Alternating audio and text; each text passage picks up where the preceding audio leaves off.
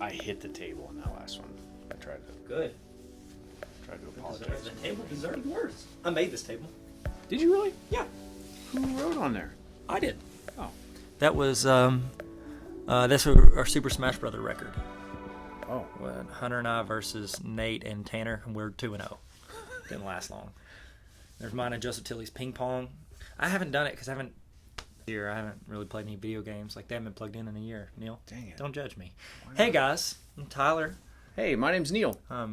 20% of the Tyler and Neil podcast network. This is Tyler and Neil explain everything. Podcast network. It's pretty sick, right? Yeah. Just said that for the first time out loud. Got our own broadcasting company now. Yeah. A lot of people don't know about it because we just made it up about It just started. 19 seconds ago. Hey, I'm gonna Google how do you trademark something. How do you trademark? I'm Tyler, and I'm so excited you guys are here. We are chatting today about a topic that I feel is near and dear. Neil and dear. Neil, my dear. Yeah. Wow. Neil. It is definitely. This is a big one. It's a big deal. It's a big deal, Bob. Johnny Tyler is not here right now. Johnny, it would have been awesome to have. It would have been awesome to have him. I hope I'm gonna send this to him. I want It would have been a 4-hour podcast, though. He likes it. I've seen it on his Instagram stories. I don't know very many people who know more about the Marvel Cinematic Universe. Which is what we're talking about. That is what we're talking about. Yes, sir. We have done a better intro. We opened with Johnny Tyler instead of Marvel. We're not going to explain Johnny Tyler. We are going to explain Marvel Marvel Cinematic Universe. Correct. And where it's come from, where it's headed, and how much money we've spent on. Oh my goodness! Yeah. I guess however many tickets there are, minus whatever I watched on 123movies.co for free. Sorry. Sorry. Sorry. Was it a Vietnamese or Korean company? Oh god. They keep changing the. It's not. It was .com. It was dot. It was in the DMZs. It's a lot of changes for the illegal. I would never watch illegal movies. No. Or not illegal streaming services. So we're talking about the Marvel Cinematic Universe today, and so I thought to build. Neil. Sorry for hitting you in the shoulder. That's okay.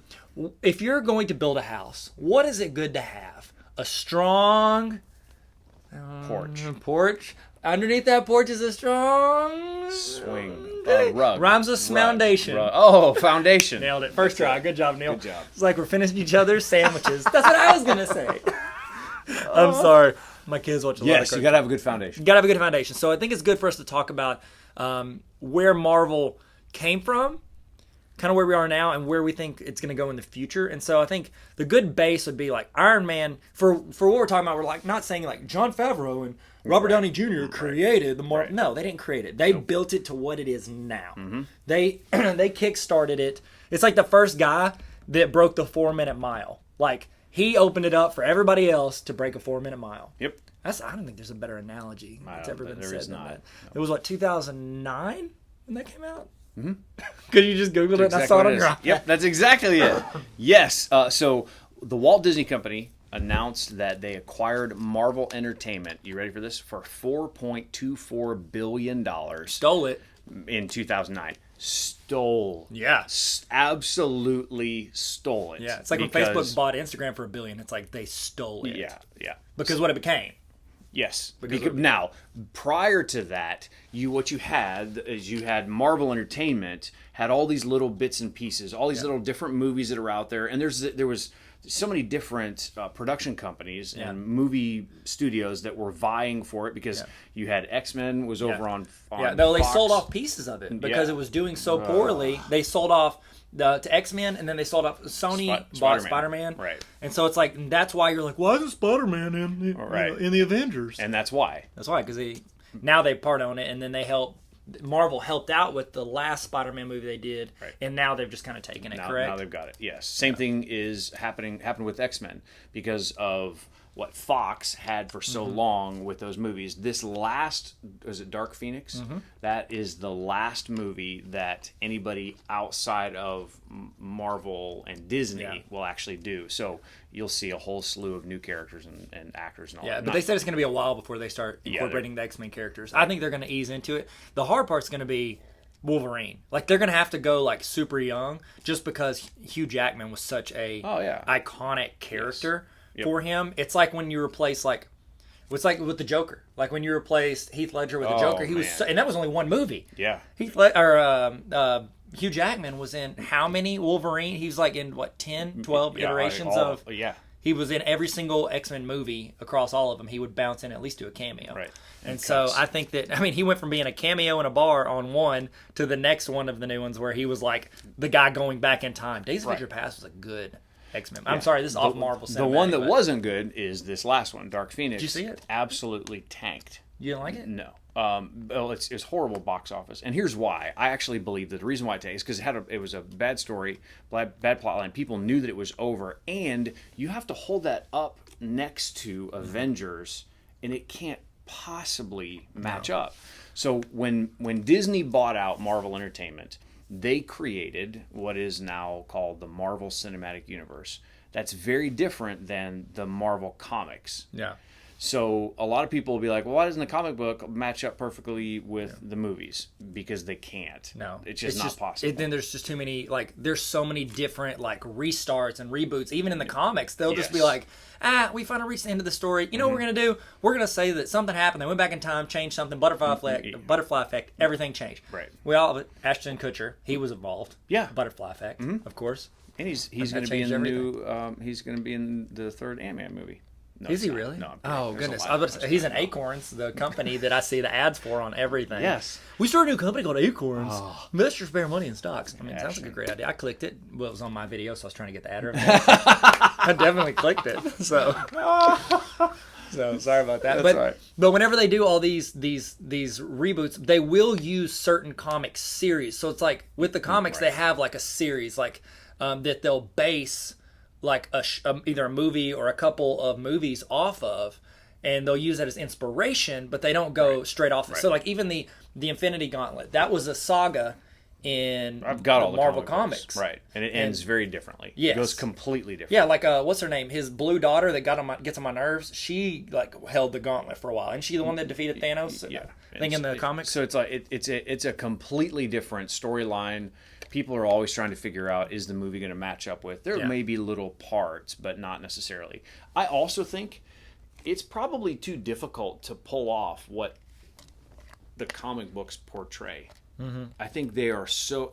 When you're drawing something, as opposed to you have to actually go out and film it, that's a very difficult... that's and the story looks different. Like when you're doing it and it's 2 words a line, and you're bouncing, like you're not, your dialogue is not anywhere close to like a movie where you have to fill the movie with dialogue. You can't go, 12 minutes in a movie where it's like one person says like, here's my line, other person says 2 words, and you say 2 words. But that movie is called No Country for Old Men. There's only several words in it. I have not seen that movie. And I legit heard Bill Simmons this morning say it was one of the top 5 best movies of this century, and I have not seen it. In my top 10. It's because I think I don't like when innocent people die, and I saw in the trailer it looks like innocent people die. Oh no. Like nice guys that work at gas stations. No, they're not innocent. Well, he was mean. See, I saw that in a clip. I can't do it. It scares me. Yep. But or you could say Castaway. There's not a lot of dialogue. Yeah, there's probably not a lot in that. Not a tunsies. So the Marvel Cinematic Universe. I like you keep bringing us back. That's my job. Time that's my job. I start talking about X-Men and start talking about Castaway. Neil's like the title of our podcast is Marvel Cinematic Universe. Yes. So I'll say that. So, Neil, the Marvel Cinematic Universe. Yes. Really started with what would be considered the movie that kicked it all off, which is Iron Man. Iron Man with Iron Man, which stars Ozzy Osbourne and his wife. It's the reality show of that song. Yes, very good. So good. Now it seems like it was a risk at the time, and I believe the biggest reason why they chose that is they were building something. They didn't just say, "Hey, we want to do a one-off movie," which is what Marvel Entertainment had always done. Hey, we'll do this one, we'll do that one. If that doesn't go well, we'll reboot it and try it again. But they were trying to build towards the Avengers. But they had a great director. We say that now. Jon Favreau. Well, Jon Favreau, he had done a couple. He did Made. He had done a bunch of stuff with him and Vince Vaughn. So he had Made. Right. He had, I think, 1 or 2 others where he was the actor. Because he was acting. He acted in Iron Man, too. He's like the assistant dude. But he acted and directed. And the big risk was Robert Downey Jr. Right. Robert Downey Jr. was Wow. paid less than Terrence Howard in the first Iron Man. Did you know that? No. Yeah, Terrence Howard, who played Rhodey, got paid more than Robert Downey Jr. in that first movie because Robert Downey Jr.'s stock was so low. How did that work out for Terrence Howard? I'm going to put in the not great cycle because he then demanded more money because Robert Downey Jr. went up in money for Iron Man 2, and then he demanded more money. Nope. They were like, you know what? We can just replace you. Don Cheadle seems great. And it's honestly, I mean, I like Terrence Howard. He's had Hustle and Flow, super lovely movie. A lot of great quotes in that movie. Yeah. But they replaced him with Don Cheadle. I think what they said by doing that early, because that was in the first few years of this, what they did is they kept the rest of the actors in check. It's like they say that, you know, when you first, you know, whenever you're a new kid at school, walk up to the biggest bully and punch him in the face. Or they say Pop yelled at Tim Duncan on the Spurs at a practice one time just to get everybody else in line. Like, you always get that first person. This was them putting them in check, putting the rest of the actors on notice, be like, yo, Chris Evans, you are not another teen movie, but if you try to ask for too much money as Captain America, guess what? We're going to drop you like a what? So when Kevin Feige, who is basically, I don't know if he's the president or whatever he is, but he's kind of he's the guy who basically mapped out. There are phases. We'll talk about that in a second.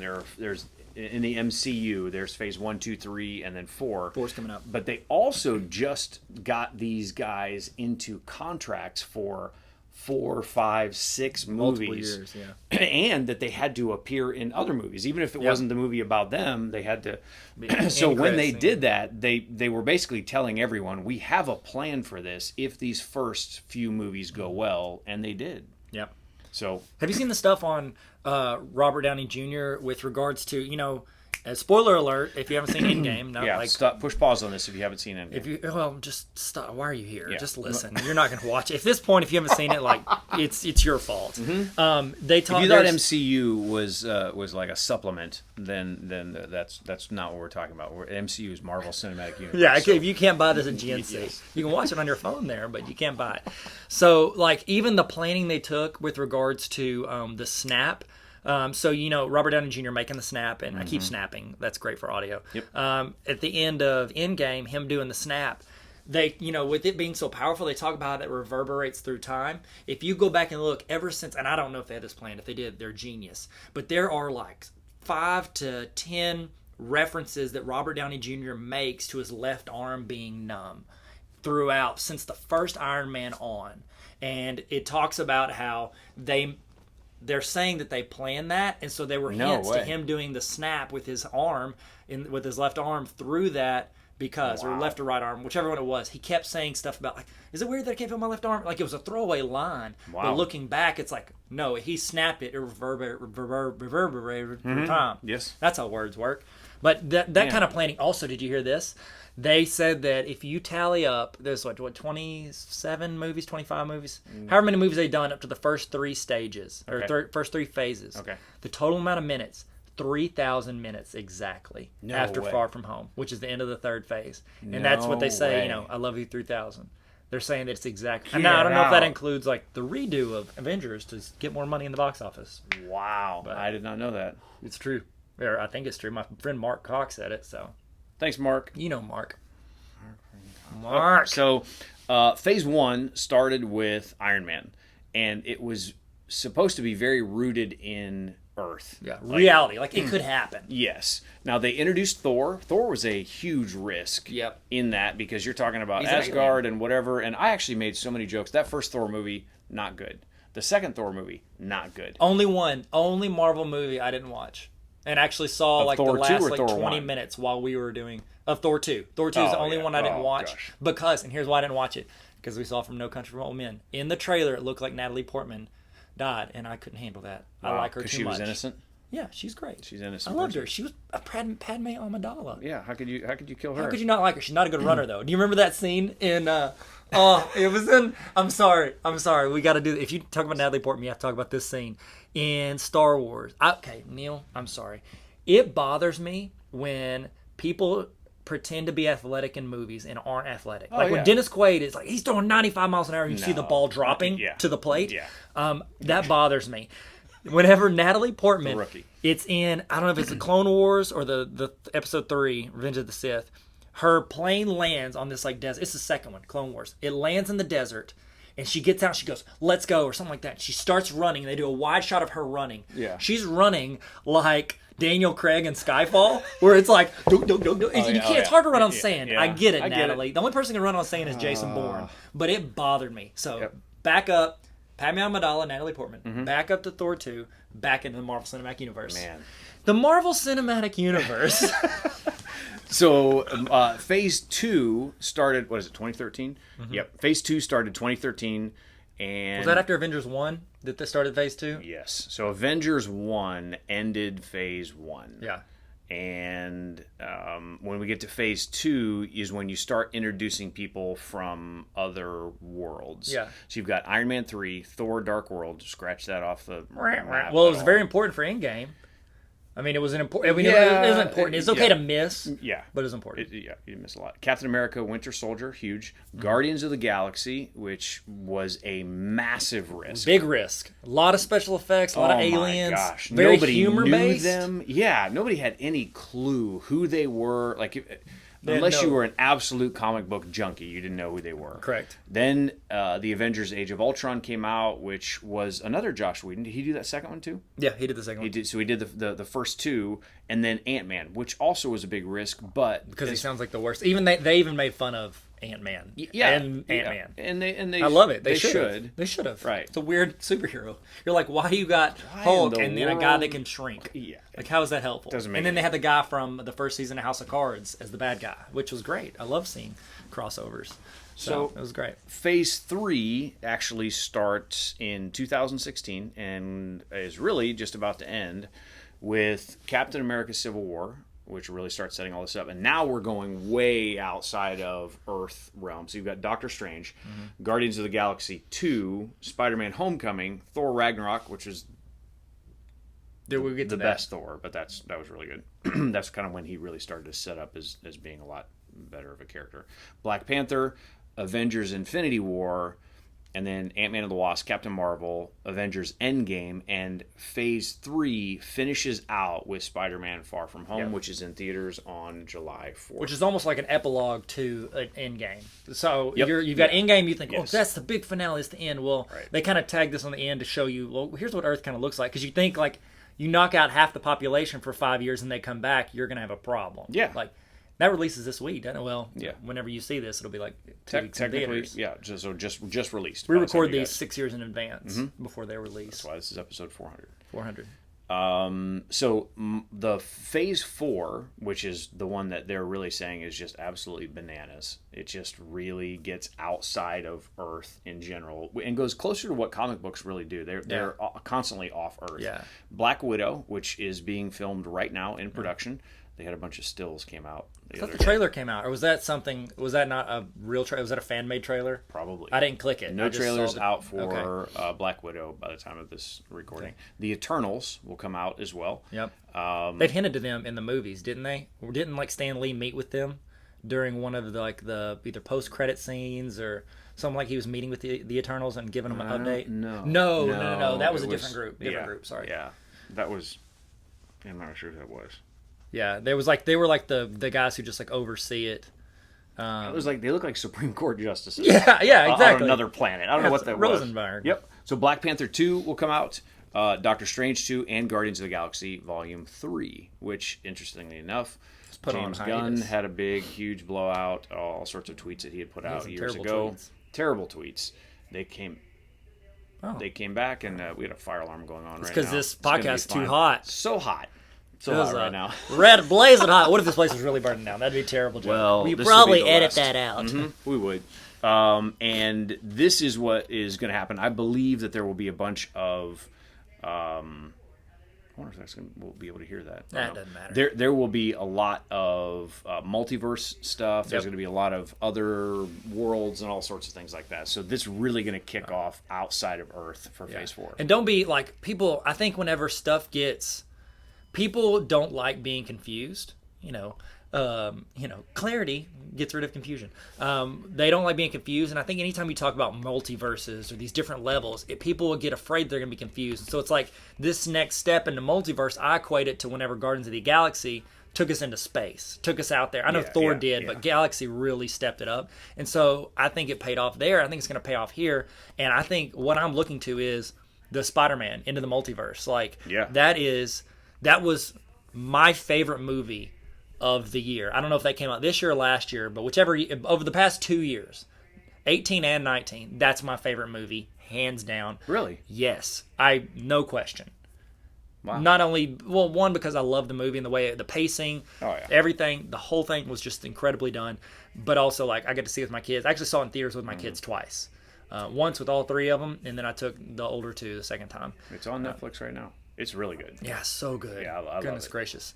It's incredible. And that's multiverse. And so if you're looking like, what does that look like? Right. Boom. It just gives them more freedom in the storytelling. And like you can add in new characters, and it's not like, oh, we're replacing, Heath Ledger with Jared Leto. Like you're actually going in and saying, okay, Robert Downey Jr.'s done, but you know what? We can have a multiverse where our Iron Man looks like, I don't know, the other Hemsworth brother. Like you can pick Liam. If you will. Liam, and he was in Hunger Games. Yeah. And and the second Katniss. Independence Day. Yeah. Yep. The second Independence Day. He's forgetting. I didn't watch the second Independence Day. No? Boy, you missed a real page turner. Mm-hmm. Jeff Goldblum. Oh gosh. Get off my plane. I don't know why Air Force One quote was in there, but it was. Harrison Ford. Jeff Goldblum's never growled at anyone. He's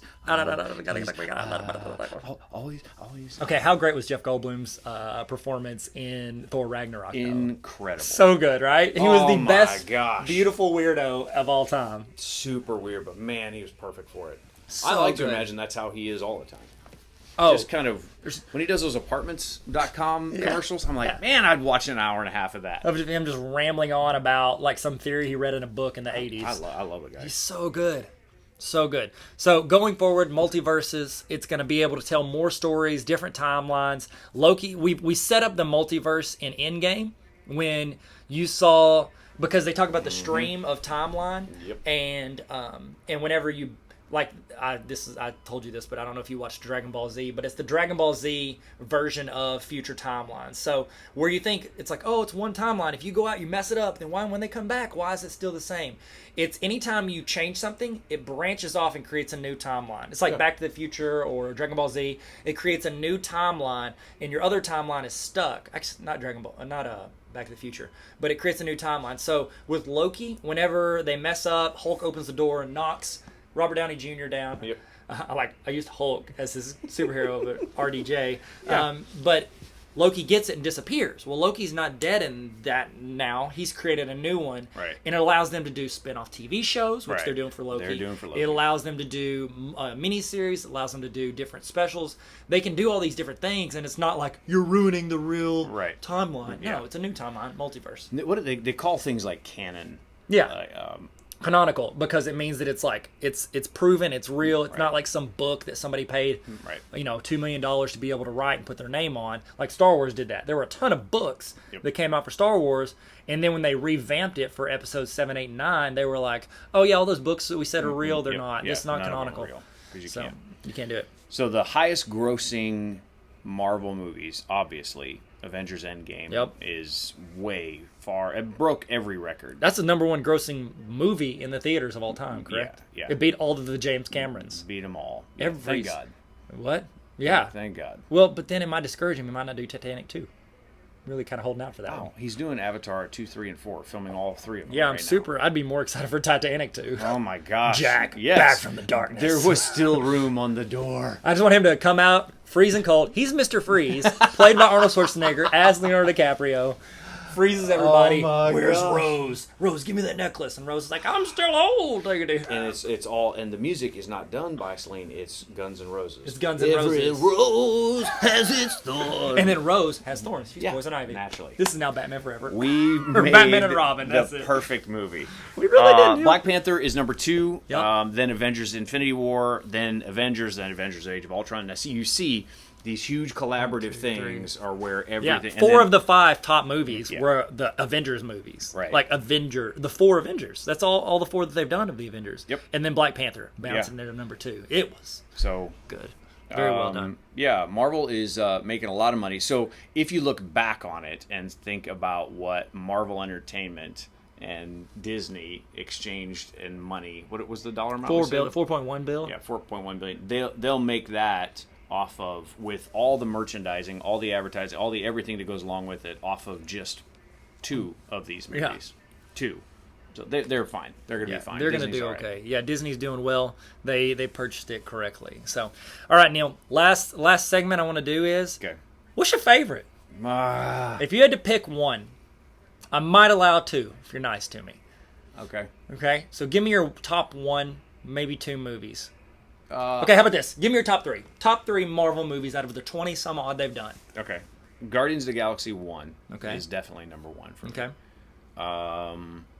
Avengers Infinity War, I think I liked. I don't know if I liked it better than Endgame or not. I think those are both equal, but I can't pick both. I loved how Infinity War ended and the reaction of people in the room. And how it just wrecked people. Because people just don't get that kind of a reaction. No, they were. No, they weren't. No, they were not. I would say number 3 is probably, gosh, I don't know. Thor Ragnarok's pretty good. Man.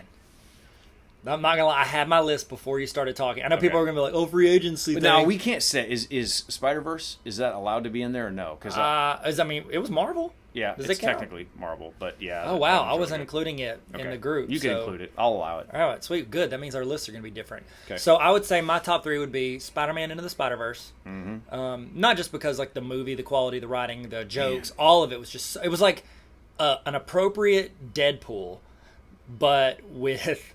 Like that I could watch with my kids, essentially. I've never seen animation like that ever. So good. Yeah, it was amazing. Absolutely, and then just the levels of the jokes and everything was just, I love it. It was like Arrested Development meets Deadpool meets, I don't know, a cartoon that's really good. So I just loved it. So I'd say Spider-Man and the Spider-Verse. I would say Guardians of the Galaxy 1 was straight up on my list before you said it. Yeah. And then I'd say Thor Ragnarok. And you're thinking, wow, Tyler, you value people that throw humor. Why is Thor Dark World not in there? Well, because I like things that are funny along with the action, because why not have your comedy, your ice cream and your cake? Yeah. And it's like Marie Antoinette said, let them eat cake with their bread. What did she say? She said that. Yeah, something to that effect. Yeah. Rock the quote. So that's what. Those are my top 3 by far. Yeah. Well, you got a lot to choose from. A lot of good stuff. Yeah, they made a lot of money. Did a good job. It's really, it's actually. I know this sounds insane to say it because I think some people are tired of superhero movies. They're not going away. No, This they're will making only money. get.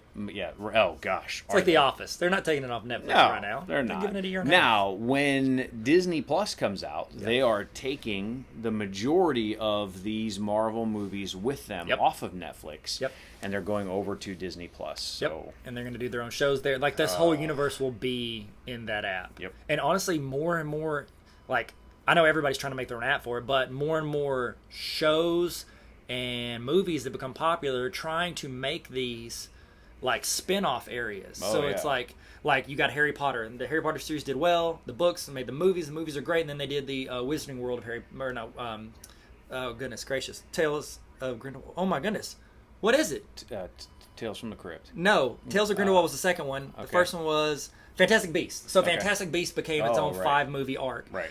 You've got Walking Dead, who is, they made the Fear the Walking Dead, and then now they're going to start doing like miniseries, movies, TV shows that world. That's what Marvel and Disney are doing. Yeah. When you create a world that is separate from this world, people are making, because you've already got your context, you've already got your set that people are comfortable with and they know the rules Fan of. base, yeah, like Walking Dead, they know the world. It's zombies, this is the setup. They don't have to set it up anymore. Right. They can do that within that world and have different actors, different plots, all that. And do that is spin-offs. why the different streaming platforms are going to be appealing, Yep. is because of the original content they develop, not Yes. who owns the property rights to what Yes. exists right now. It's Correct. the new stuff they make. That's Yep. why Disney Plus with The Mandalorian, that's why more people will go over there just because there's new Star Wars content. Yep. And they'll get their fix. They'll get what they want, because anytime it's like whenever Lost ended, I found myself watching movies unrelated to Lost, movies and shows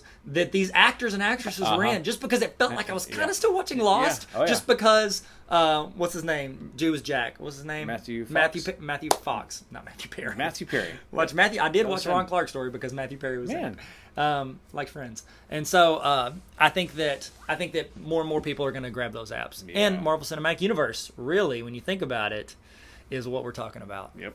Thank you guys so much for joining us for this. I mean, I'd say, Neil, we probably explained everything there is to know about the Marvel Cinematic Universe. Yep. Don't add us, Johnny Tyler.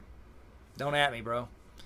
But you can 5 stars. We'd really appreciate Yes. that. All the stars, please. All the stars. Do the things people on the internet do. I'm Tyler. I'm Neil. Thank you guys for tuning in, and hope we have some classes together next year. Bye. Is that my new bye? That's my new bye. That's my new bye. Stay sweet. I hope we have some classes together next year.